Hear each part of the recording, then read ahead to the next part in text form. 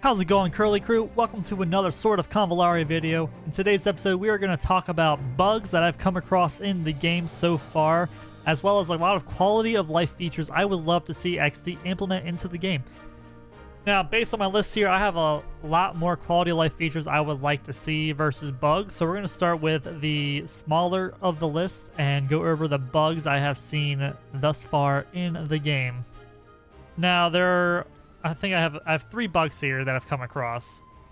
And if I miss any of the bugs, feel free to leave a comment down below as far as what you have come across. None of these bugs are really game-breaking bugs, but they are kind of annoying to have to deal with. And where we're going to go first with our bug list is Clash. I was just tinkering around for the last 10 minutes trying to showcase the Clash bug. But they may have fixed it, or I just can't get it to pop back up. But basically, what would happen is sometimes your traps or barricades turn invisible. And it's just a visual bug. At least that's what it was. I can't, like I said, get it to happen again for you guys.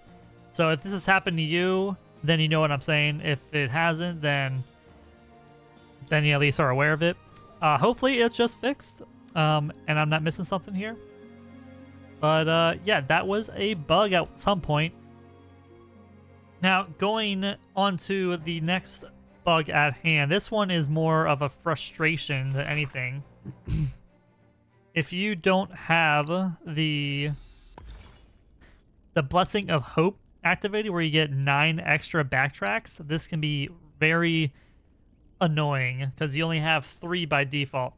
And this bug is a false tile bug. So I have this pre-recorded, and basically with this bug, there are tiles that are safe if you have the tile indicator warning sign turned on, and there are tiles that are not safe. Purple indicates that you are in the enemy's line of sight for aggression and will attack them. And blue means that they are just out of reach and will not be able to attack you. Now with this bug, Leonide is my guinea pig here. I move him onto a blue tile because he is supposed to be safe, and he gets attacked. I have posted this in the official Discord, hoping that gets some light shed onto it, but I'm sure some of you guys have dealt with it out there. It can be annoying at times, especially if you don't know how to adjust. But anyways, I'll just get right into the video here. So see, I have Leonide moving up here. He's on a purple tile.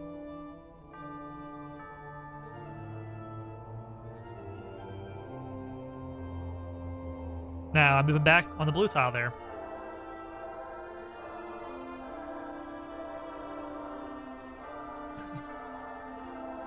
And he's still getting attacked. So that was not supposed to happen. Now sometimes, if you guys have noticed, when you are moving your characters around, the tiles may look blue initially, but once you actually click them onto that tile, it then turns purple. That also is an indicator that that tile is no longer safe for that character. It's never... I wish it was cleaner and more obvious to know, but it's not consistent enough, which can make it frustrating for those limited backtracks you have. So, moving him onto the blue tile here.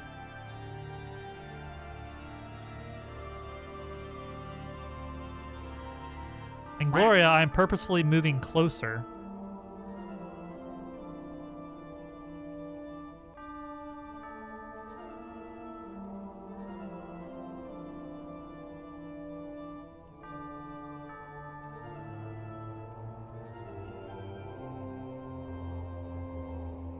And you see, he even teleports to Gloria like he's going to attack her, but no, he just goes straight for Leonide. It's just, like, information is important with this game, and movement is also equally important. Sure, you can look at the range of their moveset or how far they can move in the game, but with how much thought goes into every strategic positioning in this game, this feature right here needs to actually be true to what it's trying to do.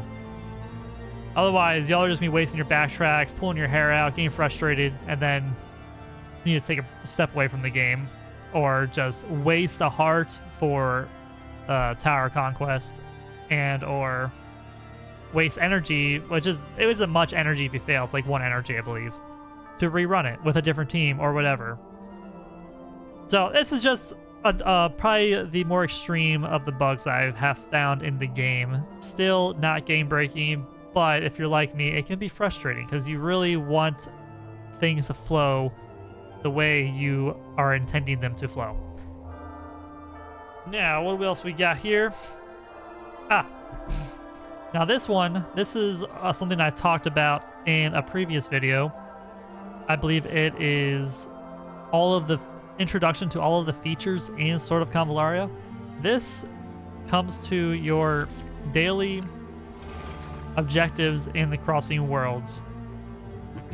And you see you have extra rewards, so many attempts. I already did my memory retrieval for the day, which is why it's 0. And a lot of these trials, you can use octopus on, canned octopus. And you will get all the rewards as it's saying you should. And I'll do it again just to show you guys it's still giving me decent rewards even without the extra bonus. Now the issue with canned octopus is specifically just for weapon trial. So I tried to record this yesterday, but made the mistake of using the 1 attempt to show you guys that you get the normal rewards if you do a normal sweep. I am not going to do that today. I can guarantee you if you do a normal sweep and you put your champions in and put them on a 3-hour cooldown, you will still get the rewards shown here. Common, epic, frequent, rare. If you use a sweep, I'm going to waste my 1 attempt just to show you guys. Use a sweep with an octopus, you will not get that reward.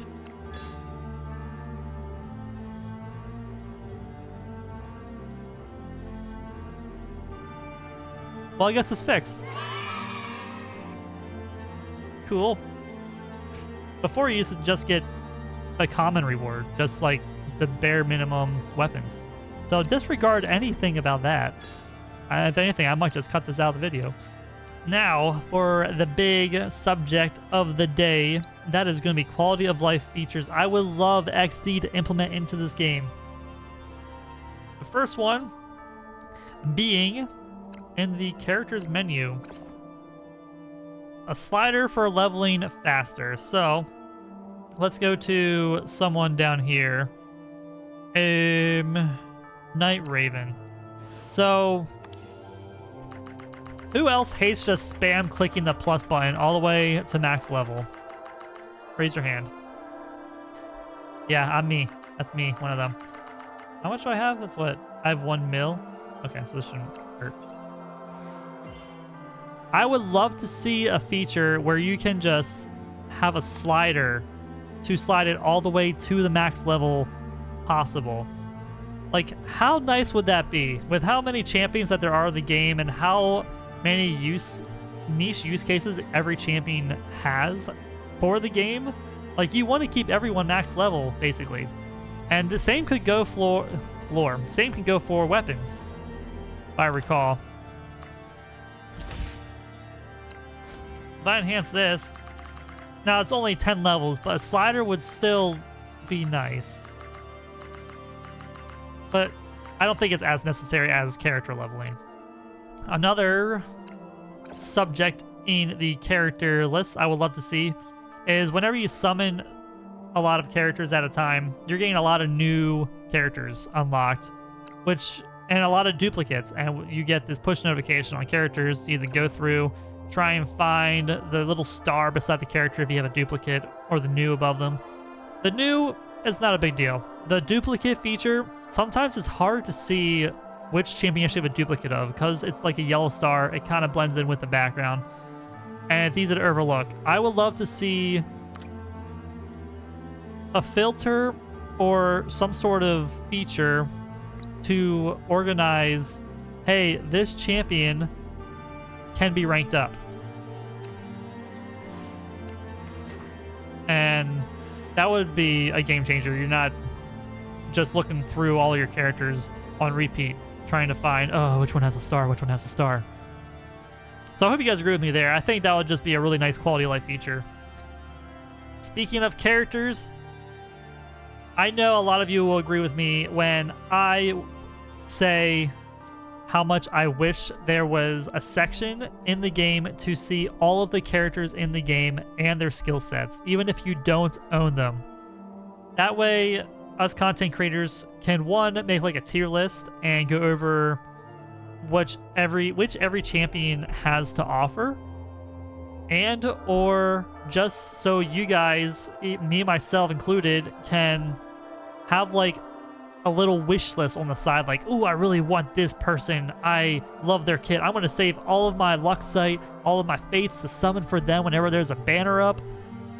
I would love to have that in the game. That's something that Raid has. It's something I've really enjoyed utilizing to see, oh, this guy's actually really good, I love their skill set, this and that.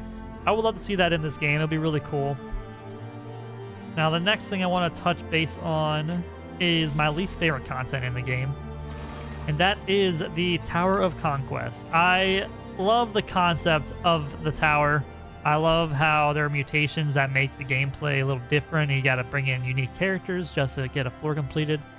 But what I don't love is the weekly reset, how it will take you to the previous floor you have completed and either push through that entire floor again just to get back up to where you last left off to get those new first clear rewards, which are really good.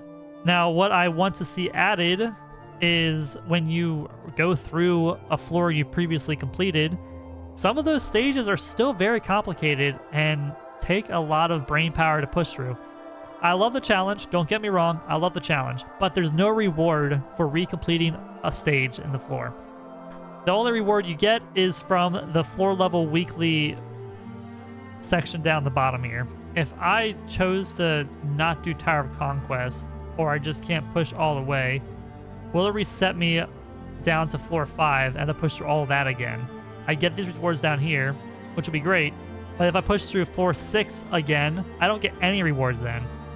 And to me, that just doesn't seem worth it. So I haven't experienced that yet, but that's what I'm assuming it's like.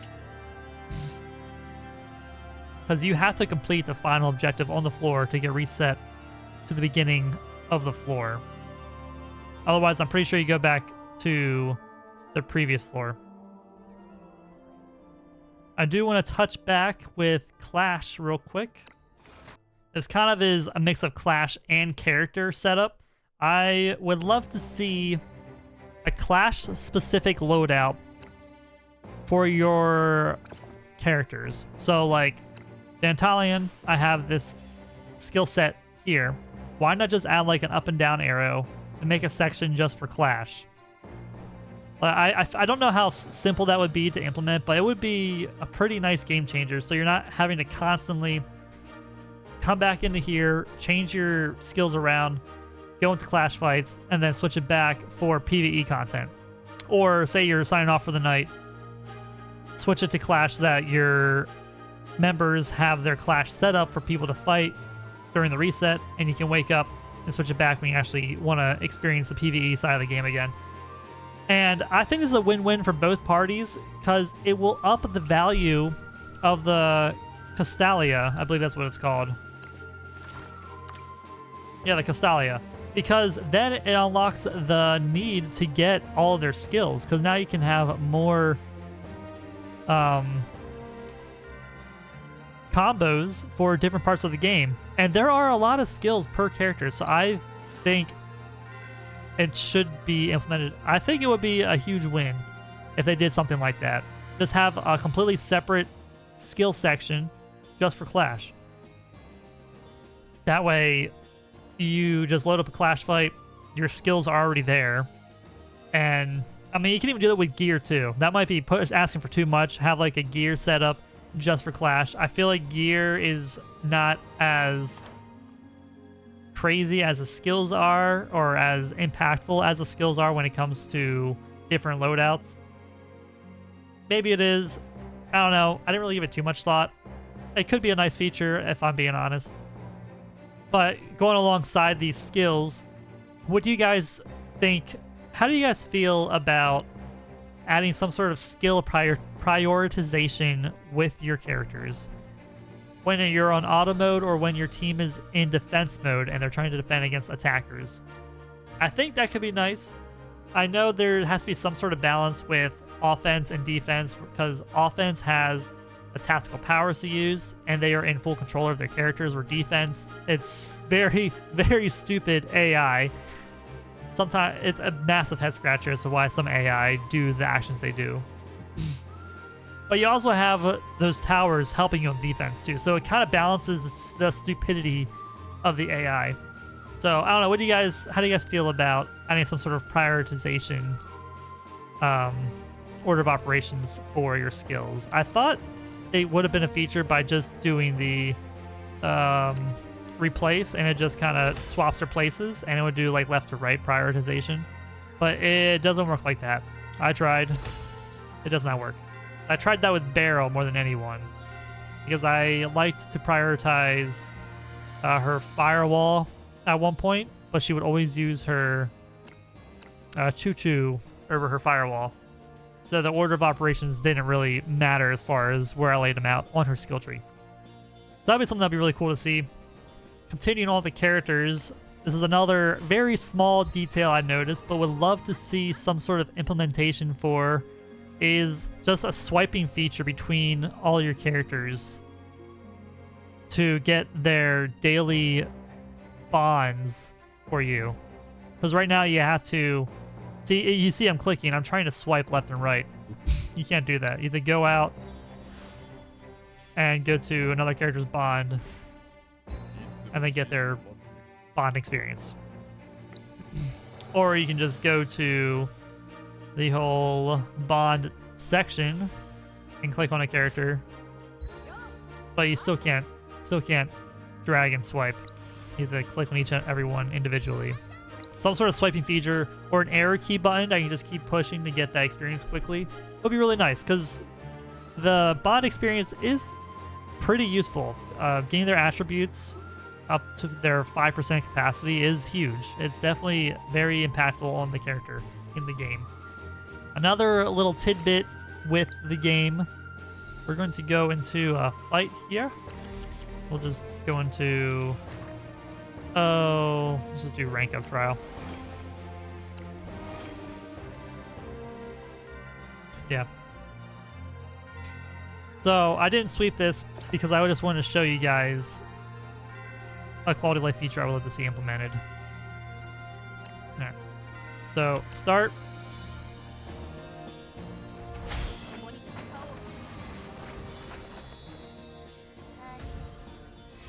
This quality of life feature that I am requesting, I would prefer to see just on PC, because PC has a lot more screen to work with. Mobile makes sense to keep everything more condensed, but for PC, I would love to see the tactics menu not be a push to see. I would love to see it just kind of out and about on one of the corners here, always up and visible. That way you can know, like, oh, okay, I gotta wait like one more turn to use a skill, instead of having to remember, click on it, activate it, and then go. Because now you have to pay attention to your tactic power, and then you have to also click on it and be like, oh, okay, I still have 4 more turns. I would just love to see that always visible on somewhere else on the screen. That's just a me thing. I don't know how you guys think. Please let me know. But continuing on this fight, I'm just gonna go auto mode here. I would love to see some sort of round counter actually visible in the game. The only way you can see which round you are on right now is you actually have to pause the game and see which round you are on the top left, or wait until the end of the round to see which round is ending. Now, I'm being very picky here, I know, but I'm just really getting nitpicky with quality of life features. I think would be really nice, as little as they are, to help make the game more enjoyable and fluent for us all. Something else with the game pertains to backtracking.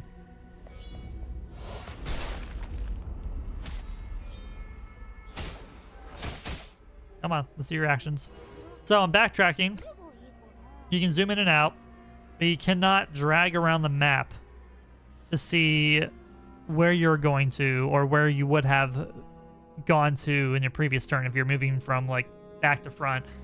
And I feel like this should just be an obvious fix, just to allow yourselves to drag around the map just to see where you're going back to, you know?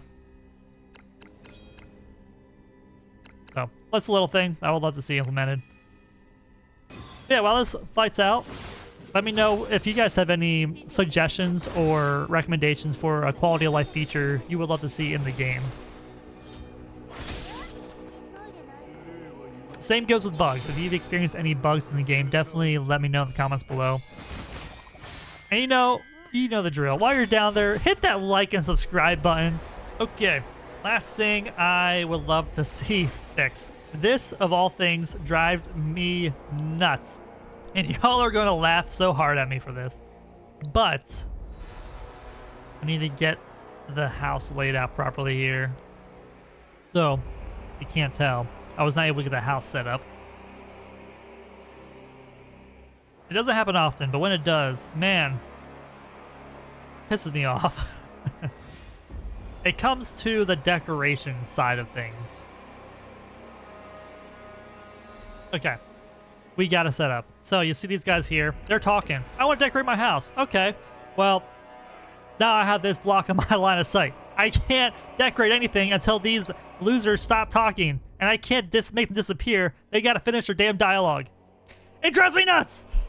So I would love to see just some sort of, either make it more opaque, if that's the right word, opacity, you know, or just completely remove the visuals of them talking while you're decorating the house. Oh my gosh, does it drive me nuts. I just want to like decorate, you know, just make this little detail. I just want to block this one tile, but I can't see it because they're talking and talking, and I can't see until they're done talking. So yeah, I would love to see that addressed. That's a me thing. I get it. But still, you feel me, right? You feel me? Okay, cool. So yeah, anyways, Curly Crew, I'm pretty sure that's everything I got here in my notes. Let me just double check for you. Yes, I would say so.